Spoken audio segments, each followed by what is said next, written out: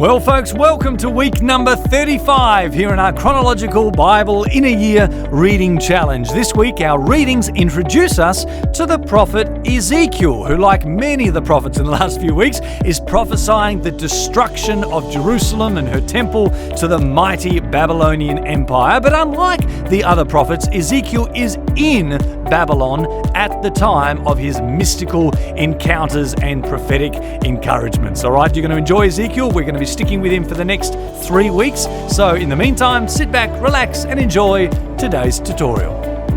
Well, g'day folks, and welcome to this week's tutorial as I endeavour to help you read through the Bible in a year, and to do so more or less in a chronological fashion. Although from time to time, and we're going to experience this week, we will sacrifice a strict chronology, a strict chronological sequence for the benefit of sitting down and reading a particular book from a particular author in big chunks, in big sittings. And I mention that because this week, as we head into the Book of Ezekiel, our third major prophet, we're going to start by rewinding the clock a few years before, as we work our way through his book. So just a bit of a heads up warning that is what we're going to do. On this video today, I'm going to end by giving you three segments, three portions of scripture that I want you to read in three separate sittings this week. I'll mention some of the highlights from Ezekiel that I noticed reading through his book again this week. But before we do that, just a little bit of a reminder on what we looked at last week.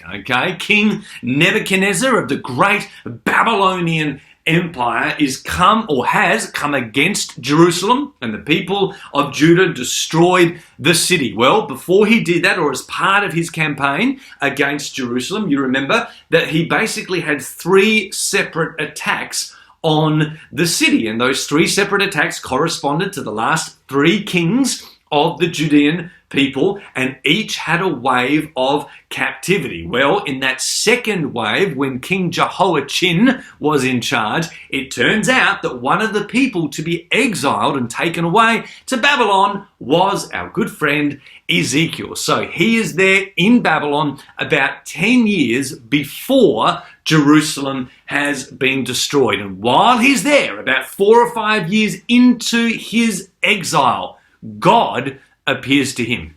And so that's how we get the book of Ezekiel. It starts right there in chapter 1, verse 1, where it says that basically God came to Ezekiel in his 30th year. So, might have even been his 30th birthday. Now, this is significant, actually, because one of the things we know about Ezekiel is that he was not just a prophet, he was also a priest. And according to the book of Numbers chapter 4, it was at the age of 30 when a priest would ordinarily be serving at the temple.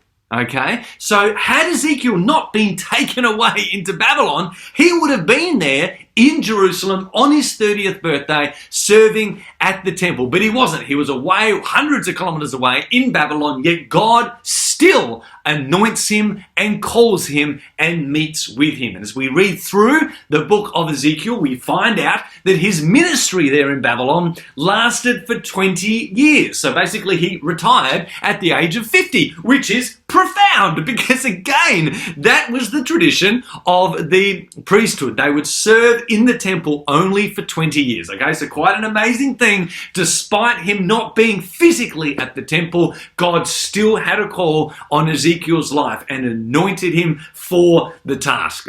So that is the book that we are reading, and he prophesies while he's at Babylon. He prophesies not only to the exiles, but he prophesies what is going to go down, or what is going down in Jerusalem and Judea. So even though he's not there in the flesh, he still very much has a heart for the city that he's being taken away from. All right, so really, really interesting guy. Here's a few things that I noticed from the book of Ezekiel before I help you to read it this week.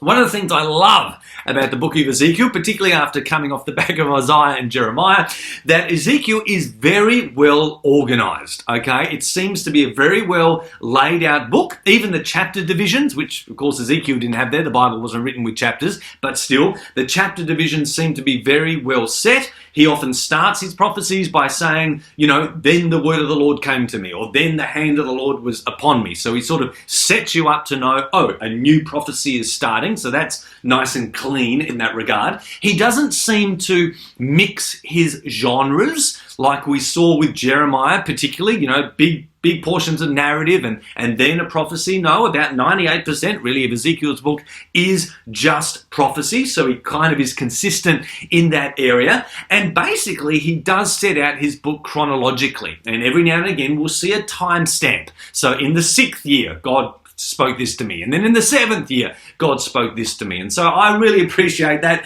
After some of the messier prophets, I really appreciate that about Ezekiel. It's very well organized. One of the other things I observed about him is that he is very mystical, in his experience, more than any other prophet that we've read so far. His insights into the glory realm, into the mystical realm. He is given a scroll to eat, He is taken, one instance it says, the hand of the Lord was upon him, lifted up by the Spirit, taken by the hair, by a man of fire. I wonder who that could be. Anyway, lifts him up by the hair and takes him to Jerusalem, Really? Was he taken to Jerusalem in the flesh? Was he there in the body or out of the body? Well, we're not really know. It kind of reminded me of Jesus, who was taken to the temple during his desert temptation after his baptism, remember? And Satan showed him all the kingdoms of the earth and said, throw yourself down from the temple. Well, was Jesus really there in the flesh, or was this a vision? Well, this is kind of like Ezekiel, He has these real mystical encounters in the heavenly realms, and it kicks off right there in the very first chapter with the whole wheels within wheels and angels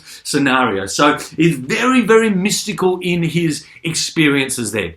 And the other thing I notice about him is that he's very dramatic, Ezekiel is a bit like a thespian. He's like an actor. And what God asks him to do is to play out in drama many of the prophetic words that he has. So it's not enough for Ezekiel just to prophesy against the city of Jerusalem. No. He constructs a clay model of the city and enacts how Nebuchadnezzar is going to lay siege to it. He lies on his side for a period and prophesies about it. He cooks food over cow dung to make a point. This guy is really dramatic. And so I love that kind of artistic display about Ezekiel. I think you're going to enjoy that this week. Even to the point where he shaves his head, and he takes his hair in 3 divisions to talk about how the city of Jerusalem is going to be destroyed and how people are going to die there.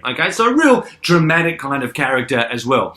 The other thing I found, and the last thing I'll say about Ezekiel, is that while he is very similar to other prophets that we've read, he's also, as with all of them, is also quite unique.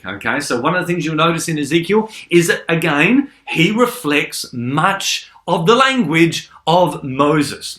So even the whole angels touching one another and wheels and all that type of thing that he sees, much of that is similar language to what Moses saw in his encounter with God on Sinai, when he pronounces judgment and doom and gloom over Jerusalem and hints of hope. Well, that's very similar to what we've come used to with other prophets in the past. In fact, you're going to be reading Ezekiel this week and think, gee, I'm pretty sure I've read this before. Did he copy other prophets? No. Just the same God, working through a different personality, but speaking very much the same thing. This is God's way, 2 or 3 witnesses of making his point. So you're going to notice a lot of similarities with Ezekiel, but at the same point, he's also quite unique. And again, one of the main things that makes Ezekiel unique, keep this in mind as you read. Remember this, Ezekiel is not there in Jerusalem like Jeremiah was when it was all going down, He has been taken away. He is prophesying many hundreds of kilometers away,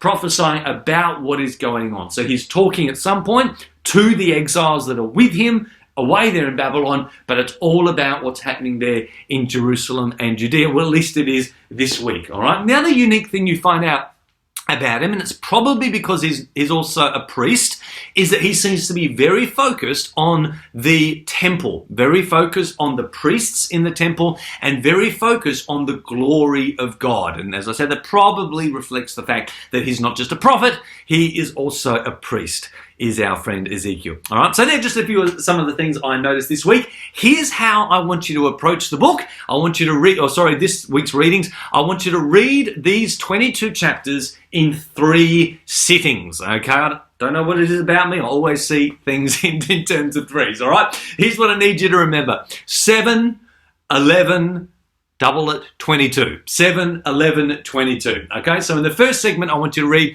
the first 7 chapters, chapter 1 through to 7. This is very normal kind of stuff, okay? We're introduced to Ezekiel. There's a lot of doom and gloom that he prophesies. Jerusalem will fall, okay? The people will die. Other exiles will be taken away. The temple will be desecrated, okay? Again, as I said, we're rewinding the clock a little bit. These are things he's prophesying just a few years before the siege actually happens, but basically he's saying it's a foregone conclusion. Jerusalem is going down, all right? So we're very used to that language by now. That's the first 7 chapters. Then I want you to read chapter 8 through to 11, okay? And this is the story where Ezekiel is taken to Jerusalem. He sees the temple in this vision, or maybe he's there in reality, we're not sure. He sees the temple, it's full of idolatry, and there's death and destruction coming. But amidst all that, he also prophesies that a remnant will be spared, okay? This is God's way, okay? Just like he did with Noah, he spared a remnant, okay? God, just like he did with Sodom and Gomorrah, he spared Lot out of that place. So a remnant will be spared from that, and that remnant will return with a new heart of flesh, a new spirit, a new heart. So amidst all the doom and gloom, there are hints of hope that keep coming through. But one of the most significant things he sees while he is there in Jerusalem is that God's glory lifts out of the temple and leaves the city. It goes east of the city and hovers over a mountain that becomes known as the Mount of Olives. Okay, quite significant in the New Testament, as you know. So where the transfiguration takes place and Jesus gives his Olivet discourse over Jerusalem of destruction, okay? That's where the glory of God descends. So it's basically God's way of saying, listen, I'm leaving the city and I'm going to watch what will happen to it. I'm watching what is happening to Jerusalem from a distance, because basically the temple might be standing, but God has left the building, okay? And so that is a foreshadowing in the spirit realm of what's about to happen physically. And then, of course, what Ezekiel does is he sees all this in chapter 8 to 11. He comes back to Babylon and he tells the exiles exactly what he saw. And the next portion of scripture, 1 to 7, 8 to 11, and then 12 through to 22. Basically, 12 through to 22 is just one prophecy after another, all pronouncing judgment on God's covenant people. Their destruction is imminent. It is certain. I mean, even if Job was in that city, even if Noah was there in Jerusalem, there's no way God would spare the city. And what he does is he uses some very well-worn metaphors that you and I have become very used to over this time. So he talks about Israel, Judah, okay, God's people, being an adulterous bride, okay? Idolatry, worshipping other gods, in a marriage covenant is akin to adultery. So he talks about God's people being adulterous. This is language we have heard before. He talks about her being a vine that God is about to burn up, root and branch. Okay, so many of these metaphors come through again. But even though disaster is imminent, even though Nebuchadnezzar will take over this city and they will fall to the sword of Babylon, there is coming a time where the crown of Judah, okay, the ruler of David, will reign again when the right king comes. Well, I wonder who that could be. And what Ezekiel does is he draws on this very old prophecy way back at the end of Genesis, when Jacob, Israel, father Jacob, was laying hands on his sons, okay, 13 sons, okay, the 13 tribes of Israel, and he lays hands on Judah. And he said, the scepter will never fail to depart from Judah until the desired one comes. There is a great king on his way. And even though the kings have been taken out there in Judah, one day a king will come. Well, my friends, good news. Christmas is getting closer. All right, so I suggest you read it in those 3 segments. I'll put the notes down below. 7, 11, 22. Just remember that. Have a great week of readings, guys. Really applaud you for getting this far, and I believe you're going to love Ezekiel. I certainly did. All right, bless you.